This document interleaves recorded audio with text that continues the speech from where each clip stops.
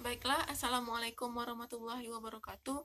Perkenalkan, nama saya Nurul Aini, NIM 2231027 dari kelas IPA B, akan menjelaskan tentang pemanasan global dan perubahan iklim. Selamat menyaksikan. Baiklah, yang pertama kita akan membahas apa sih pemanasan global.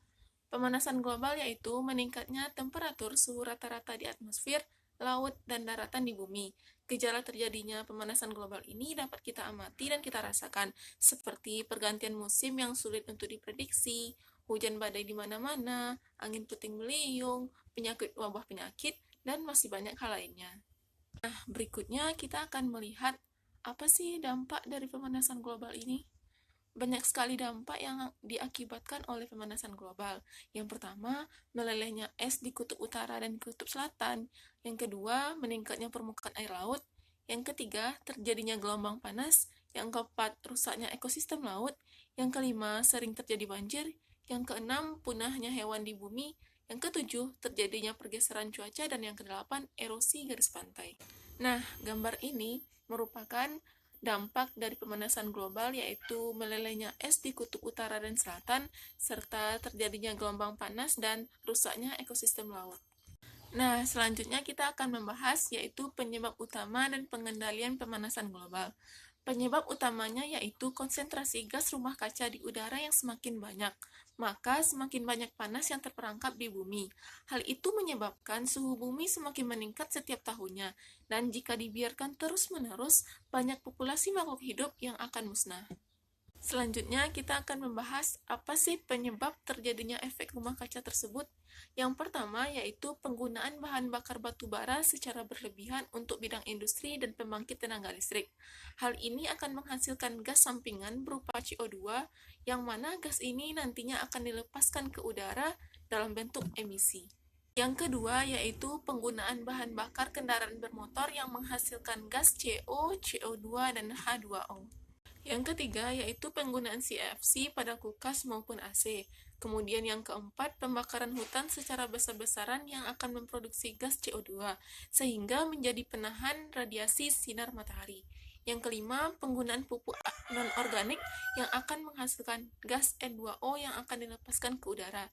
Dan yang terakhir yaitu limbah kotoran sapi dapat menghasilkan gas CO2 dan metana.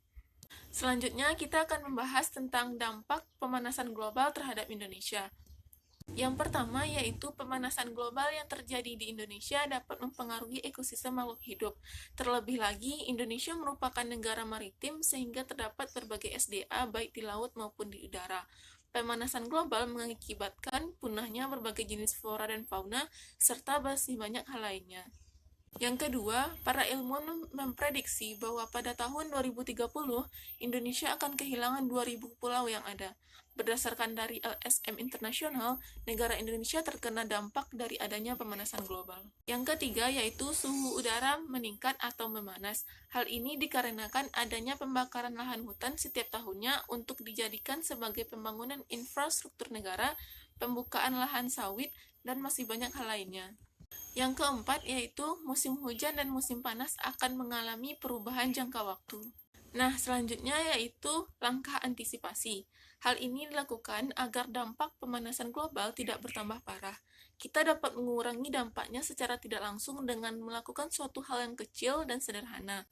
Beberapa cara untuk mengatasi pemanasan global yang sederhana ini yaitu: yang pertama, dengan mengurangi pemakaian energi listrik. Yang kedua, mengurangi pemakaian plastik dan limbah yang tidak dapat didaur ulang.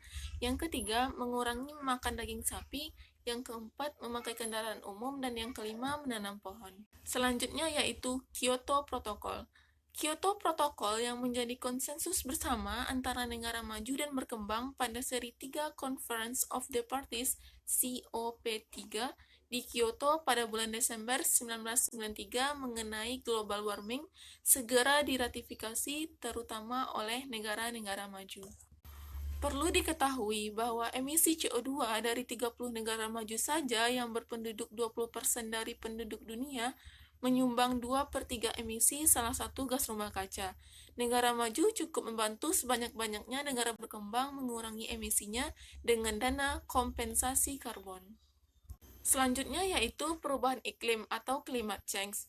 Perubahan iklim telah diakui sebagai penyebab meningkatnya frekuensi kekeringan, kebakaran hutan, hurikan, dan lain-lain. Semua bencana alam yang setiap kali terjadi selalu menimbulkan korban, harta, dan tak jarang juga jiwa. Survei geologi yang diselenggarakan Departemen Dalam Negeri Amerika menyatakan bahwa temperatur permukaan global yang terus naik bakal meningkatkan peluang terjadinya lebih banyak kekeringan dan menguatkan intensitas badai. Badan Ruang Angkasa di negara yang sama, NASA, menggarisbawahi, sangat mungkin bahwa perubahan iklim bakal mengakibatkan bencana di masa depan. Baiklah, sekian yang dapat saya sampaikan tentang pemanasan global dan perubahan iklim. Semoga menjadi pemahaman baru untuk kita semuanya. Dan kita bisa melakukan upaya-upaya antisipasi yang sederhana itu untuk mencegah dan mengurangi pemanasan global serta efek rumah kaca tersebut. Sekian, terima kasih. Wassalamualaikum warahmatullahi wabarakatuh.